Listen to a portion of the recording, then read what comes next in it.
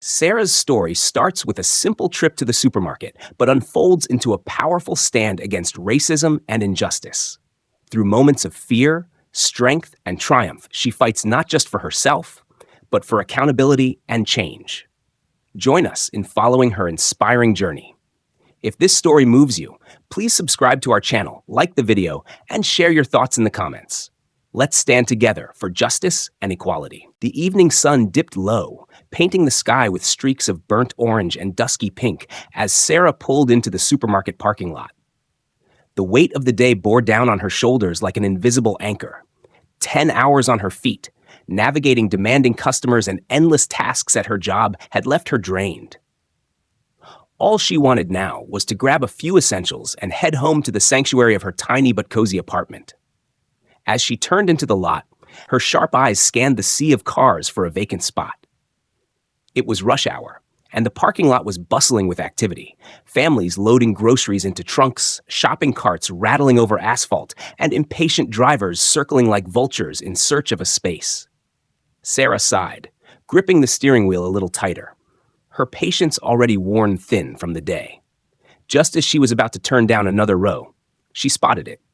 An empty space tucked between a minivan and a sedan. Relief washed over her like a cool breeze on a sweltering day. She signaled, double-checked her mirrors, and eased her car into the spot with precision, ensuring she left ample room for the neighboring vehicles. Finally, she muttered to herself, cutting the engine. She grabbed her purse from the passenger seat, checked her phone for any missed messages, and prepared to step out. But the moment she opened her car door, the tranquility shattered. A deafening screech of tires pierced the air, followed by the angry roar of an engine. Sarah turned her head just in time to see a white SUV barreling toward the row, its headlights glaring like a predator's eyes. The vehicle swerved sharply into the adjacent space, coming to an abrupt halt so close to her car that the SUV's side mirror nearly grazed her own. The sound of its aggressive arrival made heads turn, drawing the attention of other shoppers. Sarah froze for a moment, her hand still on the door handle, heart pounding from the near miss. The SUV's engine growled as it idled, its driver seemingly in no rush to shut it off. The door of the SUV swung open with a metallic groan, and out stepped a man in his mid-50s, his movements stiff with barely contained irritation. His salt and pepper hair was combed back neatly, but his red face and furrowed brow betrayed his temper. He slammed the door shut with unnecessary force, the sound echoing across the lot. Sarah blinked, confused and a little startled. She hadn't seen the SUV waiting for the space. Had she missed something? She was sure she'd been careful. Still, accidents and misunderstandings happened, and she didn't want to assume the worst. As the man began marching toward her, she straightened up, her instincts telling her that whatever was coming next would require every ounce of the calm she could muster. Sarah barely had a moment to process the man's angry demeanor before his voice, sharp and cutting, broke through the hum of the busy parking lot. "Hey, you think you can just take what doesn't belong to you?" he barked, jabbing a finger in her direction as he stalked closer. Caught off guard by the sheer hostility in his tone, Sarah instinctively took a step back, her grip tightening on her purse. The man's face was flushed, his jaw tight, and his eyes burned with an intensity that made her stomach churn. Excuse me?" Sarah replied, her voice steady but confused. She met his glare, trying to gauge whether this was a simple misunderstanding or something more sinister. "That was my parking space," he snarled, gesturing wildly toward the spot her car now occupied. "I was waiting for it, and you just swooped in like you owned the damn place." Sarah blinked, replaying her actions in her head. She hadn't seen anyone waiting. There was no signal, no sign that this man had laid any claim to the spot. But before she could respond, his tirade continued, his voice growing louder with each word. "You people have no respect, do you?" he sneered, the venom in his words slicing through the air. "Always cutting corners, always taking what you don't deserve." The phrase, "you people," hit Sarah like a slap. It wasn't the first time she'd heard it, and she knew exactly what it implied. A cold knot of anger and hurt tightened in her chest, but she forced herself to stay calm. She couldn't afford to lose her composure, not in front of someone like him. "I'm sorry," she said evenly, keeping her tone polite despite the storm brewing inside her. I didn't see you waiting. If I had, I would have let you take the spot. It wasn't intentional. But her measured response only seemed to fan the flames of his rage. Don't give me that, he shot back, his voice dripping with disdain. You knew exactly what you were doing. You people think you can just do whatever you want, and the rest of us are supposed to put up with it. The man's words hung in the air, loud enough for nearby shoppers to hear. A few had stopped to watch, their gazes darting between Sarah and her aggressor.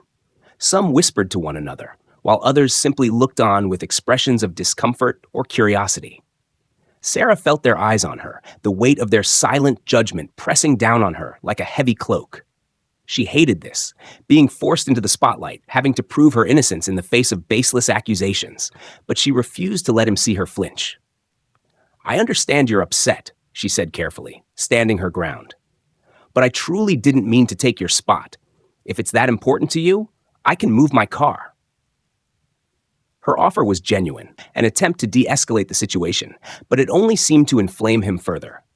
Don't try to play the victim here, he shouted, his face inches from hers now. You're not fooling anyone with that sweet little act.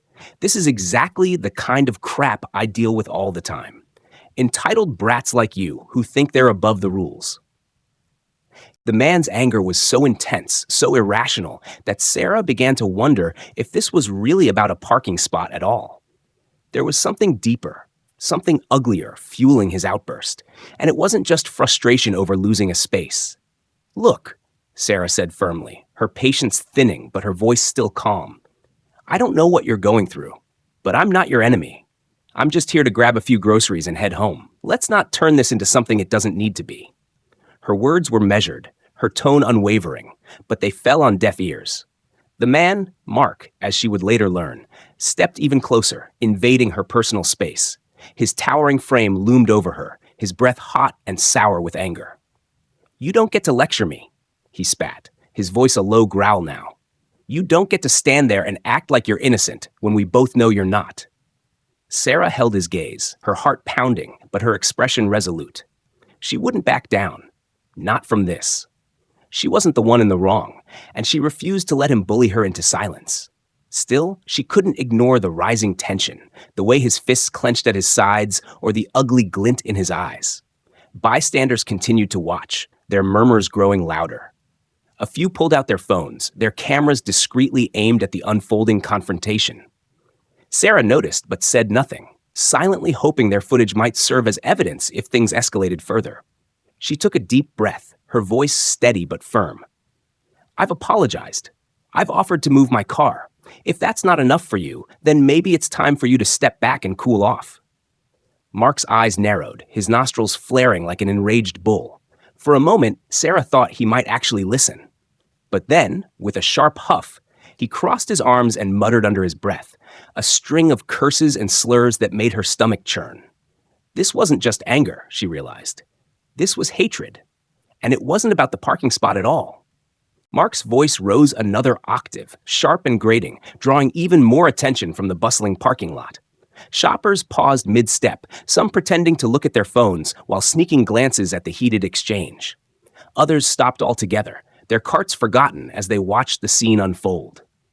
Sarah stood her ground, though every instinct told her to retreat. Her heart thudded in her chest, each beat a reminder of the fine line she was walking, standing firm without provoking further aggression. Mark, however, seemed determined to push past every boundary, his words growing uglier and louder with each passing second. I don't care how much you apologize, he spat, his face now a mask of fury. You're just like the rest of them, thinking you can do whatever the hell you want. No accountability, no respect. People like you are ruining this country. The venom in his tone was impossible to ignore. Sarah's breath hitched, but she quickly steadied herself. She knew his words weren't just aimed at her as an individual. They were steeped in prejudice, an attempt to demean her for nothing more than the color of her skin. Sir, she began, keeping her voice calm but firm, I've apologized. I've explained the misunderstanding. There's no need for this to go any further. But her measured response only seemed to fuel his anger. He took a deliberate step closer, blocking her path entirely. The move was intimidating, deliberate. Sarah's fingers tightened around the strap of her purse, her body tensing as her mind raced through her options. "What's the matter? Got nothing else to say now?" Mark taunted, his voice dripping with condescension. "Or maybe you think you're too good to listen to someone like me?" He leaned in, invading her personal space so completely that she could feel the heat radiating off him. The scent of stale cologne and anger was overwhelming. Sarah fought the urge to take a step back, knowing that showing fear would only embolden him further. "Please step back," she said evenly, meeting his glare with one of her own. Her voice was steady, but her heart was pounding like a drum. "You're too close." Mark scoffed, a cruel smile twisting his lips. "Too close? Oh, now you're scared? Maybe you should have thought about that before you decided to act like you own the place." His words were laced with mockery, designed to chip away at her resolve. Sarah could feel the eyes of the onlookers boring into her, a mix of curiosity, concern, and indifference in their stares. Some seemed frozen, unsure of whether to intervene or keep their distance. Others whispered among themselves, their voices barely audible over Mark's tirade. "I'm not scared," Sarah replied firmly, though the knot in her stomach tightened with every second. "But you're making me uncomfortable. Please step aside so I can go about my evening." Mark's face darkened, his expression twisting into something even uglier. "Uncomfortable? You don't know the meaning of the word, lady. You're lucky I'm even wasting my time talking to you instead of teaching you a real lesson." Sarah felt a chill run down her spine at his words, but she refused to give him the satisfaction of seeing her flinch. Instead, she took a slow, deliberate breath, keeping her voice as calm as she could. "There's no lesson to teach here," she said, her eyes locking onto his. "I've done nothing wrong." But Mark wasn't listening anymore, or perhaps he had never been listening at all. His voice grew louder, his words more cutting, as he hurled insult after insult. Each one was meant to provoke her, to bait her into reacting. Sarah glanced around, noticing the growing number of onlookers. A few had their phones out, recording the confrontation. She took some comfort in that. At least there would be evidence of his behavior if things escalated further. Still, the tension was becoming unbearable. Her hands itched to pull out her own phone, but she didn't want to risk turning her attention away from Mark for even a second. His body language was unpredictable, his movements erratic. She didn't know what he might do next. "Why don't you just admit it?" Mark sneered, his voice cutting through her thoughts. "You saw me waiting, and you didn't care. Typical." Sarah's patience was wearing thin, but she forced herself to stay composed. "You're mistaken," she said firmly. "I didn't see you. If I had, I wouldn't have parked there. I've already offered to move my car, but you've made it clear that this isn't really about the parking spot, is it?" Her words struck a nerve. Mark's face turned an even deeper shade of red, and for a moment, she thought he might explode. He took another step closer, forcing her to tilt her head up to meet his gaze. "You don't get to tell me what this is about," he shouted, his voice echoing across the parking lot. "People like you need to learn your place." That was it, the final straw. Sarah's jaw tightened, her nails digging into the strap of her purse. She had spent the last several minutes trying to de-escalate, trying to reason with a man who clearly didn't want to be reasoned with. But now her patience was hanging by a thread. "Enough," she said sharply, her voice cutting through his rant like a blade. "I've listened to your insults, your accusations, and your threats, and I've tried to resolve this peacefully. But if you keep blocking my path and shouting at me, I'll have no choice but to involve the police." Her words were firm, her tone unyielding, but inside, her heart was racing. She didn't want things to escalate further, but she couldn't allow him to continue treating her this way. Mark's expression shifted, his mouth opening as if to retort, but for the first time, he hesitated. Perhaps it was the mention of the police. Perhaps it was the growing number of onlookers. Either way, Sarah braced herself, knowing that whatever came next could tip the scales in either direction. The tension in the air felt like a taut wire, ready to snap. Mark's face twisted into a mask of unfiltered rage, his breath coming in short, angry bursts. He opened his mouth to yell again, but instead, something more primal took over. His fists clenched, and his entire body tensed like a spring about to explode. Sarah saw it coming before it happened, his hand shooting forward with alarming speed. Instinctively, she raised her arm to shield herself, but his palm struck her shoulder hard, the force of the blow making her stumble back a step.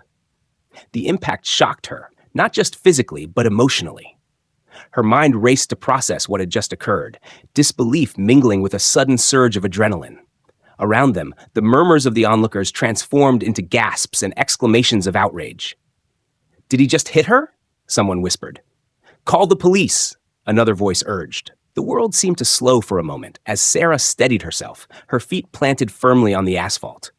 Mark's chest heaved, his hand still raised as if he was contemplating a second strike. His eyes were wild, darting between her and the growing crowd of witnesses. For a split second, a flicker of doubt crossed his face, but it was gone as quickly as it appeared. Sarah's initial shock gave way to something else, an unshakable resolve. She wasn't going to let him intimidate her, and she certainly wasn't going to cower in fear. Straightening her posture, she met his furious gaze with one of her own, her voice steady despite the rapid pounding of her heart. "You put your hands on me," she said, her tone sharp and clear, cutting through the noise around them. "That was a mistake." Mark's face contorted, his lips curling into a sneer. "Oh, you think you're tough now, huh? What are you going to do about it?" Without hesitation, Sarah stepped forward, her voice rising above the chaos. "What I'm going to do is defend myself. You won't put your hands on me again." Her words were calm, but laced with steel, and for the first time, Mark faltered. He hadn't expected her to stand her ground. His bravado cracked as the crowd's attention shifted fully onto him, their judgmental stares and whispered condemnations piling on like an unseen weight. But Sarah didn't wait for him to react. She raised her voice, addressing the bystanders as much as she was addressing him. "Everyone here saw what just happened. You can't bully your way out of this. Not this time." Mark moved again, this time stepping closer as if to reassert his dominance. But Sarah was ready. When he raised his arm, she quickly sidestepped and pushed him back with both hands, using the momentum of his own aggression to knock him off balance. Mark staggered, nearly tripping over the curb behind him. "You're out of your damn mind," he shouted, his tone less confident now, edged with uncertainty. "No," Sarah said, her voice unwavering. "You are, and you're not going to touch me again." The crowd began to shift, emboldened by Sarah's stance. A few people stepped closer, phones still recording. A man in his 40s called out, "Back off, buddy. We've got it all on camera." Another woman yelled, "Leave her alone before you dig yourself an even deeper hole." Mark's bravado faltered further, his eyes darting around as the realization of his predicament began to sink in. His chest heaved with labored breaths, but his fists loosened, his shoulders sagging slightly. Sarah didn't let her guard down, her body still tense and ready. Adrenaline coursed through her veins, sharpening her senses. She wasn't just protecting herself anymore. She was standing up for every time someone had tried to silence her, to belittle her, to make her feel powerless. "You think you're going to walk away from this?" she said, her voice steady but full of conviction. "You won't. Not today." Mark opened his mouth to respond, but the sound of distant sirens cut through the air, growing louder with each passing second. The bystanders parted slightly, a wave of relief rippling through the crowd. As the flashing red and blue lights approached, Sarah kept her eyes on Mark, her stance unyielding. For the first time, he looked small, his earlier fury replaced by the faint flicker of fear. The sirens grew deafening, and Sarah let out a slow, measured breath. She wasn't just defending herself anymore. She was sending a message, to Mark, to the crowd, and to herself, that she wouldn't be broken. The wailing sirens faded into the background as uniformed officers stepped out of their vehicles, their presence commanding attention.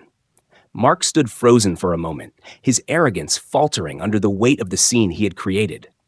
Sarah took a steadying breath, grateful for the arrival of law enforcement, but aware that the situation was far from over. "Ma'am, are you all right?" one officer asked, his tone professional yet concerned. Sarah nodded, her voice steady but firm. "I'm fine, but this man assaulted me in front of all these witnesses, and it's not just that." She gestured toward the small crowd, several of whom were still recording. "There's plenty of proof." The officer turned toward Mark, who immediately began his defense. "She's lying. She parked in my spot, started mouthing off, and then she shoved me. I was just defending myself."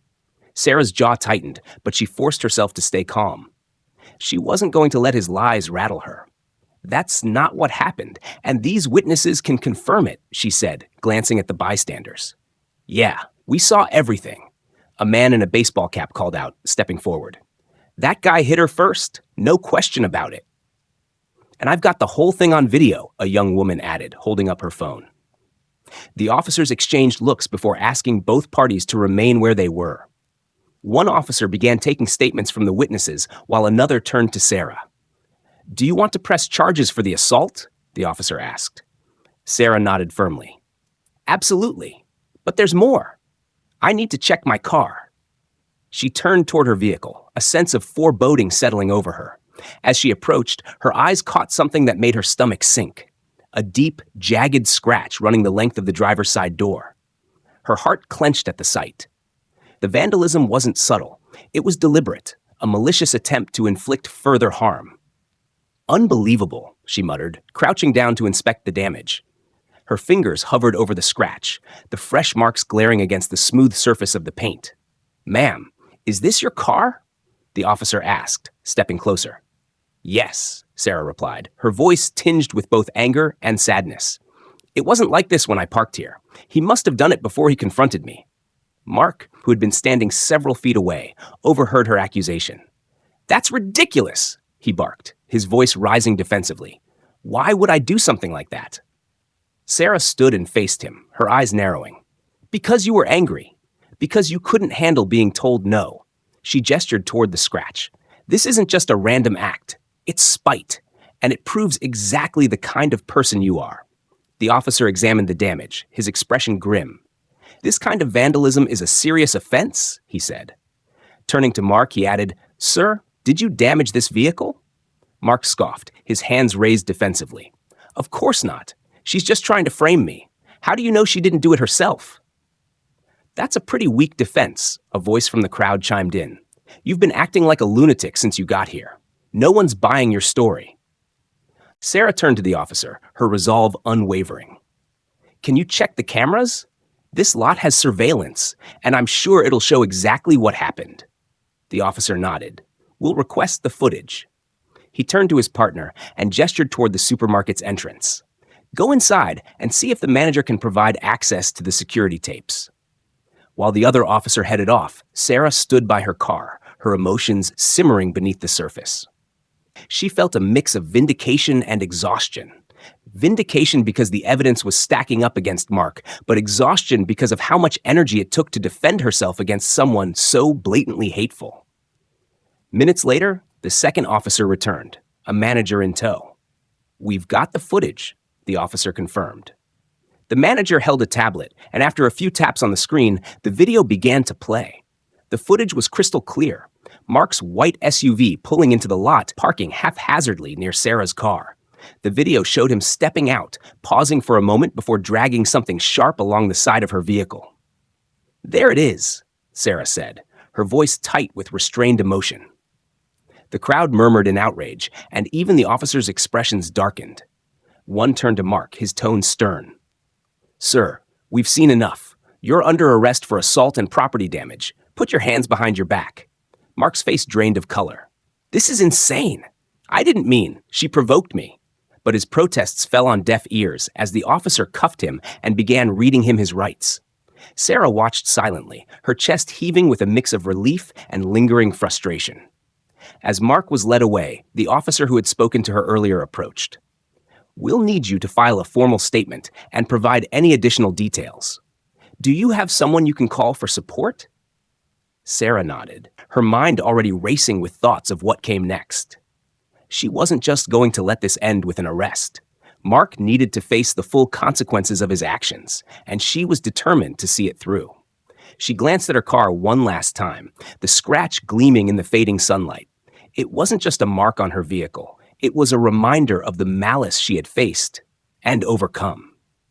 She straightened her shoulders, her resolve hardening. This wasn't over, but she was ready for whatever came next. The evening sun dipped lower on the horizon, casting long shadows across the parking lot. Despite the chaos subsiding, Sarah stood rooted in place, watching as Mark was placed into the back of the police car. His face was red with indignation, his lips pressed into a tight line as though he were suppressing the rage bubbling beneath the surface. But Mark wasn't done yet. From the back seat, his voice rose, muffled but insistent. "This is a mistake! You've got it all wrong!" He twisted against the cuffs, leaning toward the car window to plead his case. "She's lying, and I'll prove it." The officer standing beside the car sighed heavily, shutting the door before turning back to Sarah. "He's claiming self-defense," he said, his tone neutral but edged with disbelief. Sarah raised an eyebrow. "Self-defense? Against what? My words?" Her voice carried both indignation and exasperation. The officer nodded. It's not uncommon for aggressors to try flipping the narrative, but with the video evidence and witness statements, his story won't hold water. Meanwhile, inside the car, Mark continued shouting, his voice increasingly frantic. "She came at me first," he bellowed. "Look at her. She's aggressive, loud, and disrespectful. I felt threatened." Sarah's stomach churned as she heard the words. She knew exactly what he was trying to do. Weaponize harmful stereotypes, painting her as the aggressor simply because of her race and gender. It wasn't just infuriating. It was personal. This wasn't the first time she'd faced someone trying to undermine her integrity, and she knew it wouldn't be the last. A younger officer approached Sarah, his notebook in hand. "We'll need to take an official statement now, ma'am," he said gently. She nodded, inhaling deeply to steady herself. As she recounted the events in detail, her arrival, Mark's confrontation, his attack, and the discovery of the scratch on her car, she kept her voice calm and precise. She didn't want to leave any room for doubt or ambiguity. While she spoke, a small group of witnesses lingered nearby, murmuring quietly among themselves. A middle-aged woman with glasses stepped forward. "Excuse me, officer," she said, holding up her phone. "I recorded everything. You can see her trying to de-escalate while he kept getting in her face." The officer accepted the phone, his expression shifting as he watched the video. "This is exactly what we need," he said. He glanced at Sarah, nodding reassuringly. "This is going to help your case a lot." Another witness, a college-aged man in a hoodie, chimed in. "Yeah, and I saw the guy scratching her car before he started yelling at her. He was totally unprovoked. If you need me to write that down, I can." The officers exchanged looks, their confidence in the case growing stronger with every piece of corroborating evidence. A few feet away, Mark's muffled voice carried on. "She's lying. You can't trust people like her." Sarah's fists clenched, but she forced herself to stay composed. She didn't need to stoop to his level. The truth was already out, and every word he spewed only made him look worse. "Ma'am," another officer said, approaching with the store manager by his side, "we've reviewed the surveillance footage in full. It confirms everything you've said. He struck you first, and he vandalized your car beforehand. There's no doubt about it." Sarah exhaled, a weight lifting off her chest. "Thank you," she said quietly, though her gratitude was tinged with exhaustion. The officer nodded. "We'll include this in our report. With the witness statements, video evidence, and the surveillance footage, his claims won't stand a chance." Mark, however, wasn't ready to concede. The officers opened the squad car door to read him his formal charges, and he immediately launched into another tirade. "This is all a setup. She's just another entitled." "Enough," one officer snapped, cutting him off. "You've been caught red-handed, both on video and by multiple witnesses. You're only digging yourself into a deeper hole with every word." Mark's mouth opened and closed, but for once, no sound came out. His face contorted with frustration, the reality of his situation finally beginning to sink in. Sarah watched the exchange, her arms crossed tightly over her chest. She wasn't smiling. This wasn't a moment of triumph, but one of vindication. It wasn't just about proving her innocence. It was about ensuring that Mark was held accountable for his actions. As the officers prepared to drive Mark away, one of them turned back to Sarah. "Do you need a ride home? We'll have your car damage documented and included in the report." "No, I'll be fine," she said, her voice steady. "I'll call someone to pick me up." The officer nodded. "We'll keep you updated on the case. Rest assured, with this level of evidence, justice will be served." Sarah thanked him, but as she watched the police car pull away, her mind lingered on Mark's words. She wasn't just fighting one man's prejudice tonight. She was fighting a system that often allowed people like him to manipulate the truth. But tonight, the truth had won. And that was a start. The weight of the night lingered in Sarah's chest long after the flashing lights of the police car disappeared down the road. She stood in the quiet parking lot, surrounded by strangers who had stood up for her, their voices the chorus that helped reveal the truth. Yet, as grateful as she was, Sarah felt the enormity of what had just happened pressed down on her like a heavy stone. Her phone buzzed in her pocket, jolting her back to reality. It was her best friend, Megan. "Hey, are you okay?" Megan's voice was tinged with worry. "I will be," Sarah replied, her tone steady but tired. "But Megan, this isn't over. I'm going after him. He can't just get away with this." "Good," Megan said fiercely. "You deserve justice, and I'll help you however I can." Sarah took a deep breath, her resolve hardening. This wasn't just about the bruises on her arms or the scratch on her car. It was about standing up to a system that allowed people like Mark to feel emboldened in their hatred. The following morning, Sarah contacted a lawyer, a sharp and empathetic woman named Amanda Green, who specialized in civil rights cases. As Sarah recounted the incident in Amanda's office, she noticed how intently the attorney listened, her pen moving swiftly across a legal pad. "Sarah," Amanda said after a moment, her voice firm, "you have a very strong case here. The evidence is solid, and the witnesses are credible. This isn't just about assault or property damage. This is about holding someone accountable for their hateful actions. Are you ready for that fight?" Sarah nodded without hesitation. "I am." Amanda smiled. "Good. Let's get started." Over the next few days, Sarah immersed herself in the meticulous process of gathering evidence. She met with the witnesses who had stayed that night, thanking each of them for their courage and asking if they were willing to provide statements. Every single one of them agreed. "I couldn't just stand by and let someone lie about what happened," said Maria, the woman who had recorded the altercation on her phone. "What he did was disgusting." The college student in the hoodie, Jamal, was equally determined. "You're brave for standing up to him," he told Sarah. "People like him count on us staying silent, but not this time." The surveillance footage from the supermarket proved to be the crown jewel of Sarah's case. Amanda secured a copy, carefully reviewing the footage frame by frame. The video left no room for doubt. Mark had vandalized Sarah's car before confronting her, and the attack was as unprovoked as Sarah had described. "That's it," Amanda said, leaning back in her chair with a triumphant look. "This video alone is enough to dismantle any defense he tries to put up." Sarah felt a flicker of hope. For the first time in days, she could see the light at the end of the tunnel. But as the days turned into weeks, the weight of the legal battle began to take its toll. Mark, as expected, hired an expensive attorney who immediately tried to frame Sarah as the aggressor, leaning heavily into racial stereotypes. Amanda prepared her for this. "They're going to try to paint you as the angry black woman," she warned. "It's a tired racist tactic, but it's one they'll use because they think it'll work. Don't let it rattle you." Sarah clenched her fists. "I won't. I've dealt with people like Mark my whole life. He's just louder and more dangerous than most." The first court hearing was a whirlwind. Mark's lawyer argued that his client had been under immense stress and had acted out of fear, not malice.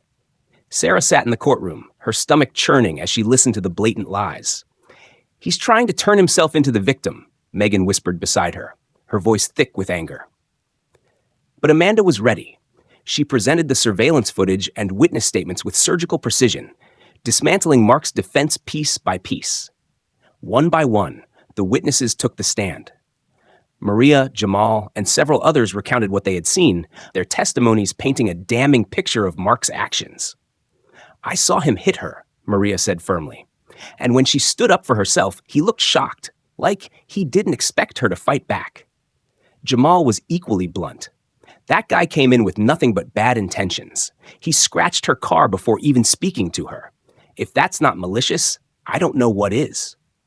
By the end of the hearing, Mark's lawyer seemed visibly shaken. The evidence was overwhelming, and Mark's lies were crumbling under the weight of the truth. Outside the courtroom, Sarah felt a rush of emotions, relief, exhaustion, and a deep sense of purpose. "This isn't just about me," she told Amanda as they walked to her car. "It's about making sure people like him know they can't just treat others this way and walk away." Amanda nodded. And that's exactly what we're going to do, one step at a time. Sarah looked up at the sky, the clouds parting to reveal a sliver of sunlight. It wasn't over yet, but she knew she was on the right path. This fight wasn't just hers. It was for every person who had ever been silenced, belittled, or attacked simply for existing, and she was ready to see it through to the end. The day of the trial arrived with an air of tension thick enough to cut with a knife.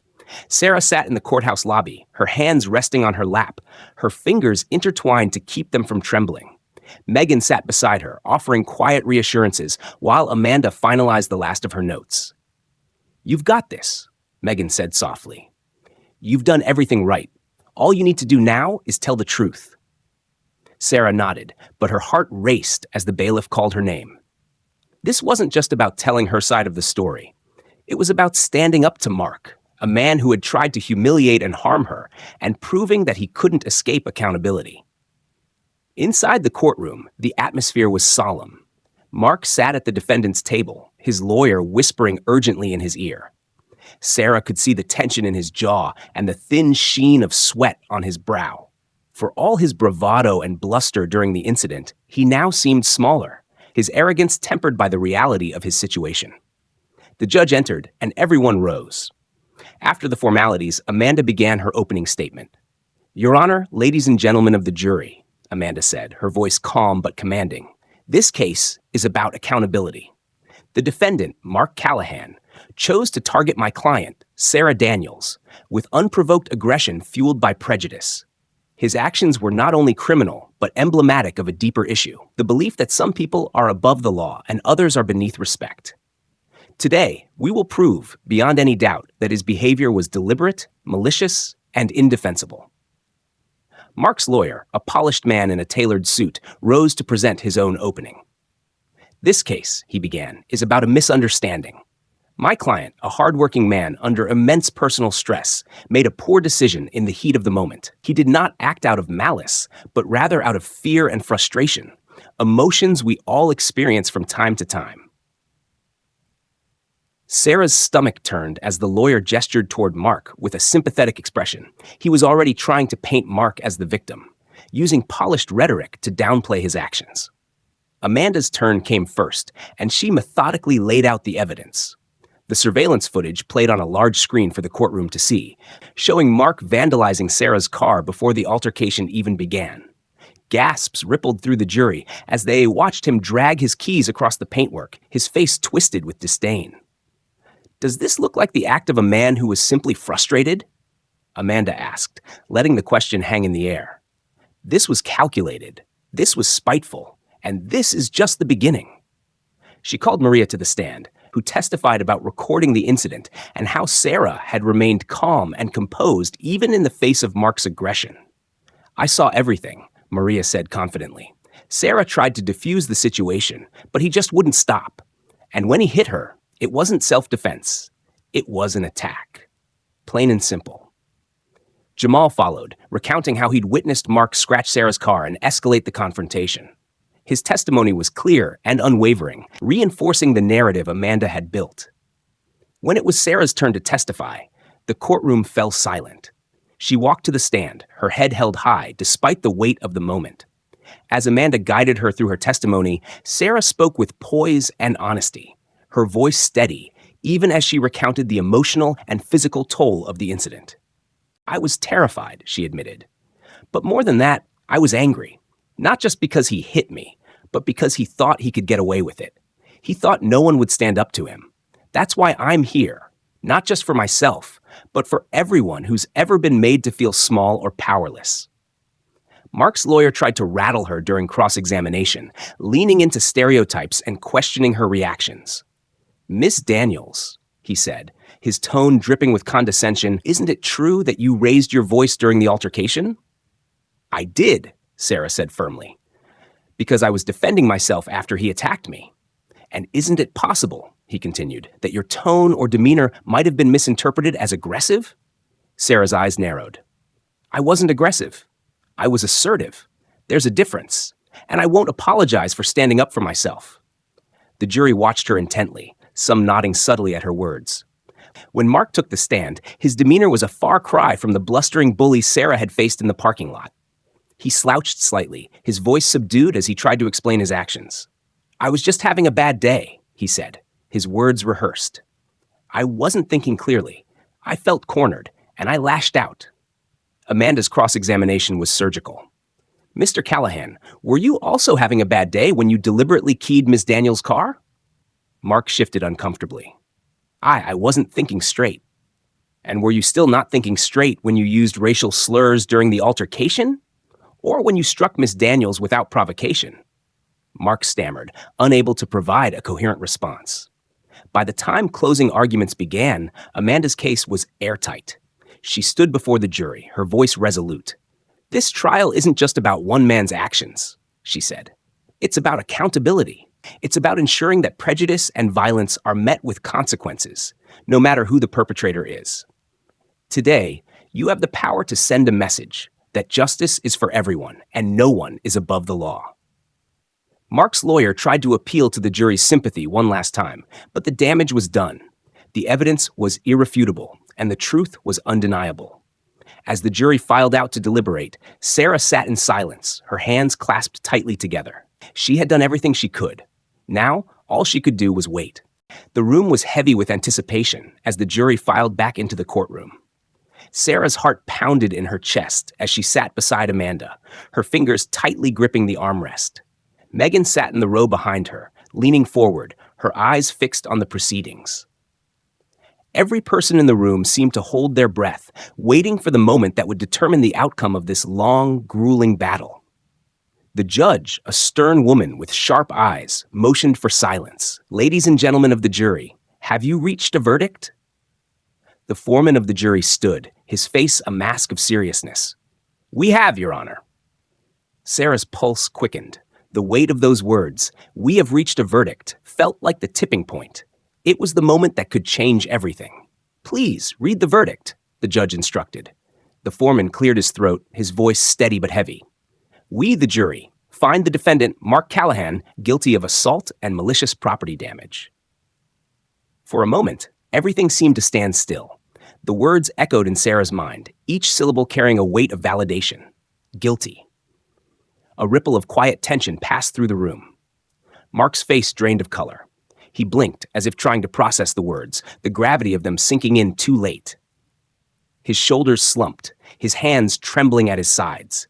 The facade of confidence he had worn throughout the trial was gone, replaced by a man who realized he could no longer escape the consequences of his actions. Sarah sat frozen, her heart hammering in her chest. She could feel the rush of relief and disbelief washing over her in waves. She had done it. The jury had done it. Justice had been served. The judge nodded solemnly. "Mark Callahan, you have been found guilty of assault and malicious property damage. Sentencing will be scheduled for a later date." As the gavel came down, marking the official conclusion of the trial, the courtroom erupted into a low murmur. Some people exchanged quiet nods, others leaned forward in hushed conversation. For Sarah, however, the noise around her faded as she locked eyes with Amanda. Amanda smiled, a soft, knowing smile that spoke volumes. "You did it," she whispered. For the first time since the altercation, Sarah felt her breath fully return to her lungs. The tension that had coiled within her all throughout the trial began to release, as if the weight of the entire ordeal had been lifted in an instant. Tears welled up in her eyes, though she refused to let them fall. She had fought not just for herself, but for everyone who had ever been unjustly hurt or silenced. And now, for the first time in a long time, it felt like something in the world had shifted. Megan was beside her in an instant, pulling her into a tight hug. "I knew you could do it," Megan said, her voice thick with emotion. This is just the beginning." Sarah nodded, her eyes fixed on the front of the room. She had known from the start that this was never just about one incident. It was about the larger system of injustice that people like Mark upheld. The fact that he was now facing the consequences of his actions felt like a small victory in a much larger war. "I'm glad it's over," Sarah whispered. "But it's not enough, is it?" Megan shook her head. "No, it's never enough. But this is a huge step, and it's because of you." The courtroom slowly emptied, but Sarah remained seated, her mind racing. It wasn't just Mark who had been found guilty. This verdict was a statement that the world could change, that it had to change, and she had played a role in that change. When Sarah and Amanda stepped out into the cool evening air, the city streets seemed quieter, more serene. The chaos of the trial had faded, replaced by an almost reverent silence. Yet, as Sarah took in a deep breath of fresh air, she felt her strength return. She had survived the storm and emerged stronger for it. Amanda walked alongside her, her expression thoughtful. "You know," she said softly, "this case might be over, but your fight is far from done." Sarah glanced at her lawyer, understanding the truth of her words. "I know, but I'm ready for it. I have to be." They stood in the silence for a few moments, each woman reflecting on the battle that had just taken place and the one that lay ahead. Sarah's journey was far from finished, but for the first time, she felt a sense of certainty, a belief that, even against the odds, justice could be done. In that moment, Sarah knew her fight was never just for herself. It was for every person who had been oppressed, marginalized, and silenced. And while this trial was over, the impact of this victory, this small but powerful victory, would echo far beyond the courtroom walls. As she walked away, the weight in her chest had finally begun to ease. She had found her voice, and with it, she had reshaped the world around her, one step at a time. The days following the trial felt like a blur of media interviews, statements of support, and a constant undercurrent of emotion that Sarah wasn't sure how to process. But amidst the whirlwind of attention, one thing was clear. The verdict was not just a personal victory. It was a turning point, not only for her, but for everyone who had ever felt silenced, marginalized, or invisible. And Sarah knew that her journey didn't end with Mark's conviction. It had only just begun. Sitting in her apartment one quiet evening, Sarah reflected on the path that had led her here. She thought back to the parking lot, to the way her heart had raced as Mark had stormed toward her, to the fear and anger that had surged inside her when he struck her. But she also remembered the calmness that followed, the strength that had been kindled within her when she realized that she was not powerless, that she could stand her ground and fight back, not just physically, but through the legal system, through her voice, and through her story. She thought about the countless times she had been told to keep her head down or let it go when faced with discrimination. How often had she swallowed her feelings, pushed them down into a place where they wouldn't disrupt the calm surface of her daily life? But no more. The trial, the verdict, the support of her friends and community, everything had made her realize that silence was no longer an option. It was time to speak up. As Sarah stood in front of her apartment window, looking out over the city below, she thought about what she could do with this moment, with this opportunity. She had been given a platform, a voice, a story that resonated with so many, and she was determined to use it. The next day, Sarah posted a video on her social media. She sat in front of her camera, her face calm but resolute, as she prepared to speak the words that had been building up inside her for weeks. "Hello," she began, her voice steady and clear. "My name is Sarah Daniels, and I've just gone through something that I'm sure many of you can relate to, something that far too many people experience every day, but that we don't often talk about: racism, prejudice. The idea that because of the color of your skin, you're somehow less, or you're supposed to stay quiet when you're mistreated." She paused, taking a deep breath before continuing. "This video is not just about me. It's not about one encounter in a parking lot. This is about a system that has allowed people to think they can treat others however they want without consequences. This is about the everyday racism that too many of us face, the kind that you can't always see, but that we feel in every glance, in every word, in every action." Her eyes held the camera's gaze, and she could feel her voice strengthen as she spoke. "I went through something horrible, something I wouldn't wish on anyone. But I also found out something powerful in the process. The truth cannot be ignored. We cannot stay silent anymore. We cannot let fear silence us, because when we speak up, when we stand together, the truth has the power to change everything." She took another moment, looking down as she gathered her thoughts. "I know I'm lucky. I had the support of my community, and I had the strength to face this head on. But not everyone has that. Not everyone has the resources to take on something like this, but that doesn't mean we're helpless. We're not. Every time we confront racism, every time we speak out, every time we demand accountability, we are creating change. Sarah's heart was pounding, but she refused to let the nervousness overwhelm her. She knew the impact of these words, the responsibility that came with sharing her truth. I'm asking you, wherever you are, whatever your race, whatever your background, if you see something, if you hear something, if you feel something isn't right, do something. Stand up, say something. It's time we all took a stand. Because the fight against racism isn't over, and it won't be until we all do our part. We have to keep pushing forward. We have to keep speaking up. For the people who can't, for the people who are still afraid to, for the people who have been told their entire lives that their voice doesn't matter. Sarah paused again, and this time her eyes shone with tears, but they were not tears of sadness. They were tears of hope, of determination. I may have won this battle, but the war is far from over. The real work begins now. We all have to keep fighting for justice, for fairness, for equality. And it's not just about us as individuals. It's about creating a world where everyone can be treated with dignity, where no one has to endure this kind of pain ever again. Her voice was strong, unwavering. So today, I ask you to join me in this fight. Let my story be a catalyst for change. Let it remind you that we have the power to shape the world we live in. And together, we can make sure that justice doesn't just exist in the courtroom, but in every single corner of our lives. The video ended with Sarah looking directly into the camera, her gaze firm, unyielding, and filled with hope. The message was clear. This fight was bigger than one incident, one person. It was about changing the world, one action at a time. And it started with each and every one of them. As Sarah sat back, watching the video upload, she felt a quiet satisfaction, knowing that she had taken a stand, not just for herself, but for everyone who had ever been denied justice, for everyone who had ever been made to feel less than they were. She had shared her story, and now it was time for others to do the same, to speak up, to stand firm, to be unafraid. Because the fight for equality would only win when everyone became part of it.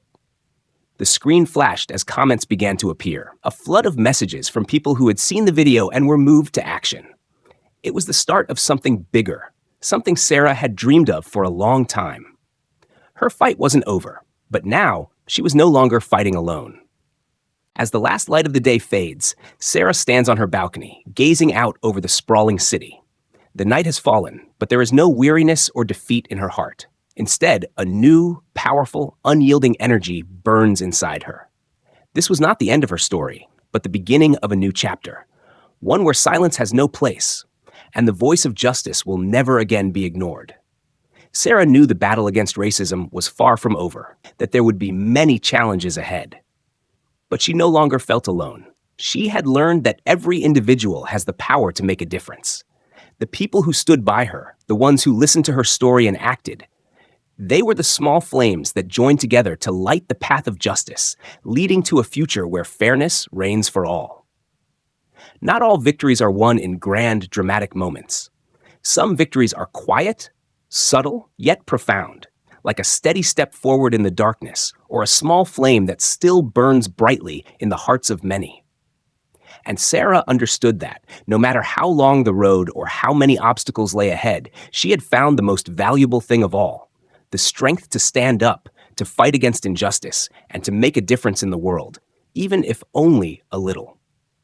Looking into the mirror, Sarah saw a woman who was no longer just a victim of senseless attacks, but a catalyst for change. And in her eyes was the image of all those who had not been able to speak, of all the wounds that had yet to be healed. She wasn't just fighting for herself anymore. She was fighting for everyone who had been silenced, for everyone who had been made to feel less than they were. As she glanced back at her phone screen, where the messages of support and gratitude continued to flood in, Sarah could only smile. The journey was far from over, but she had discovered something crucial. In every step, in every action, it is we who have the power to change the world. Her story was not confined to the courtroom. It was in the streets, in the lives of those she had touched, in the hearts of those who now knew they were not alone. And as long as she kept fighting, as long as others kept speaking out, the fight for justice would never be extinguished. The change had begun. Thank you so much for taking the time to watch this video. Your support means the world to me, and I hope that my story has inspired you to take action and stand up for what is right. Every single voice matters, and together, we can make a real difference. If you found this video meaningful, please don't forget to subscribe to my channel for more content that aims to bring awareness and spark change. Like if you believe in equality and justice for all, and comment below with your thoughts. Your experiences and feedback are so valuable to me. Let's continue this conversation, keep pushing for progress, and make our voices heard. Thank you again for watching, and remember, the fight for fairness starts with each of us. Let's keep moving forward together.